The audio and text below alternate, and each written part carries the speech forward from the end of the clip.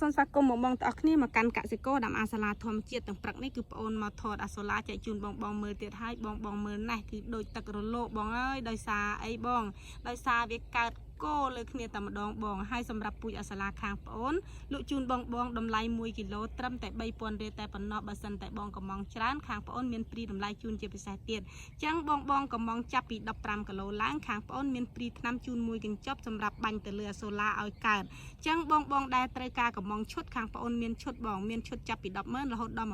230,000ឈុតខាងបងអូនចង់កំងប៉ុណ្ណាក៏ខាងបងអូនមានដែរបងហើយបងដែលមានសត្វចិញ្ចឹមណាបងអាចកំងជក់អាសាឡាយកទៅដាំបងពួកអីជក់ហ្នឹងគឺមានសារៈសំខាន់ណាស់សម្រាប់បងដែលចិញ្ចឹមសត្វបងបើសិនតែមុនទាបង្គាបង្កងវិញហ្នឹងគឺស៊ីទៅធំធាត់លឿនណាស់បងហើយធន់នឹងជំងឺទៀតបងចឹងហើយបងដែលត្រូវការកំងគឺអាចតាក់ទងមកខាងបងអូនបានតាមឆាតក៏បានតាមเพจក៏បានចឹងវីដេអូបងអូនថ្ងៃនេះគឺមានតែប៉ុណ្ណេះឯងសូមជម្រាបលាសូមអរគុណ